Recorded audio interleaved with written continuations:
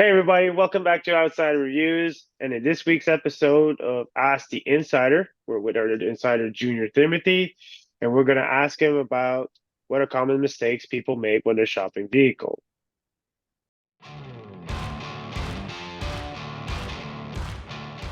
Junior, welcome back to the show. How are you doing? Very good, you? Pretty good, pretty good. So, one thing we want to ask, because it seems to happen quite often, is people aren't ready when they're shopping vehicles. They just go shopping like they're buying a TV. So, what are common mistakes that people make while shopping for a vehicle?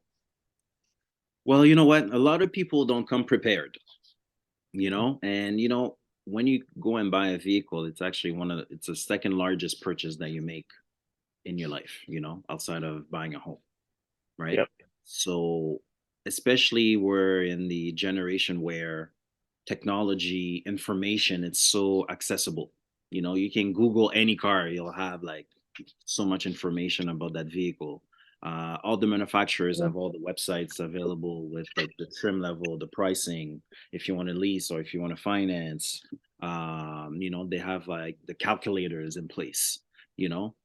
Hmm. So there's so much information. So what I can say is like a lot of people that I've seen even coming through my dealership is, they're not prepared. They don't know, they don't understand certain things. All right. So, first step is be prepared, do your homework, right? Yes. And I also see a lot of people that are very focused, especially I don't say nowadays, but I mean, especially in the last few years, people are extending payments to longer loans. Was it 96 days? What's the max term that you can have? 96 months. 96 months, right? 96-month term, and they're barely putting anything down. To me, that seems like that would be a mistake. You know what? It's not, I don't recommend it, because, Because but are you gonna keep that car for 96 months? yeah, but that's the thing, right? Because a lot of people are just attracted to the payment at that point, and Yeah, if it fits their budget, and like I said, a lot of people get paid every 2 weeks, right? So if yeah. they see that that amount actually makes sense on their budget over every 2 weeks, then they're gonna go with that 96 months, right? But the one thing is that usually when you go 96 months, the interest rate goes up a little bit, right? Yeah, Uh, and let's face it, today the interest rate is not exactly low. yeah, right. So if you're going 96 months, I guess that would be the second mistake people are making is they're thinking about payments. They're not thinking about total price, what they're paying for this actual car. They're just looking at what they're paying monthly. Exactly, because you know what, a lot of people again are just focused on the payment because we all get paid. A lot of people get paid every 2 weeks, right? So, like I Yeah, said earlier, so if it makes sense on your budget with your budget every 2 weeks, then it makes sense, right? But at the end yeah, of the day, every customer should look at what your amount to finance is, because the amount the how much interest you're paying on the loan, and then it tells you it interest charge, and then it tells you your amount finance over the term, right? So yeah. now, if you're planning on paying it off or paying on the car in the next few years, then great, no problem, But if you're thinking that you're going to be driving that car for 8 years, I don't think that's going to happen because a whole lot of people, the average person in Canada, only drives their vehicle for 5 years. 5 years and then they trade it in, right? Is that the average Exactly. length of a car? Exactly. Okay. So you're gonna be stuck with those 3 years. Right. Exactly. So at this point, it's again, that's a different topic that we need to talk about there, but that's when the negative equity comes into Okay. place, and that's where a lot of people get screwed over right there. Right. And I think another mistake that people make is they're going off a little bit.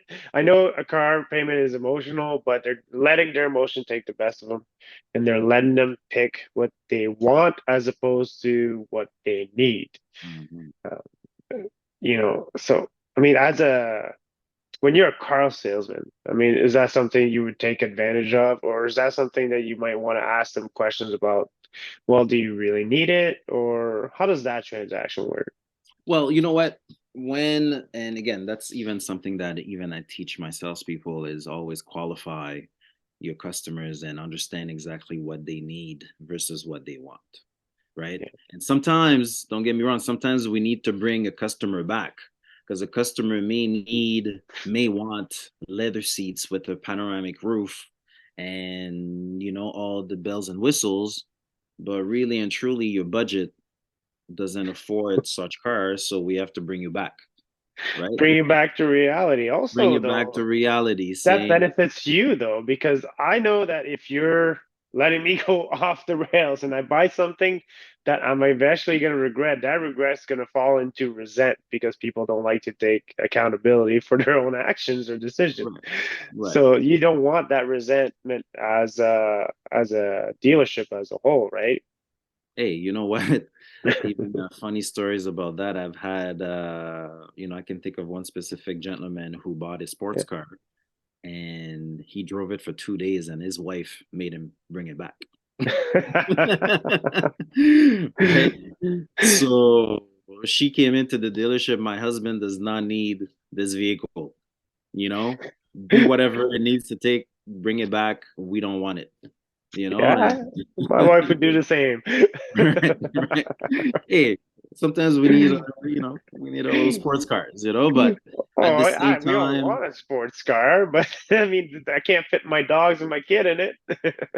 hey, you know what? To each his own, like when the time comes where you need that specific vehicle to I don't know, just to kind of just go cruising around without the Midlife dogs. crisis time, right? Hey, whatever it is, whatever it is. But it's again, at the end of the day, it's got to make sense. And yeah, please talk to your wife. Mistake number four, not talking, not consulting the partner. Yes, yes. Wife, husband, no matter what. Okay, it's a team decision, guys. So we're gonna wrap this one up for common mistakes. I actually like the last one the most. Not conferring with your partner. That could Yeah. be a life-threatening decision at that point. So thank you very much, Junior, for answering our questions. No problem. And for you guys, don't forget to like and subscribe.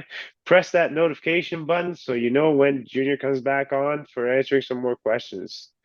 And as always, we'll see you later.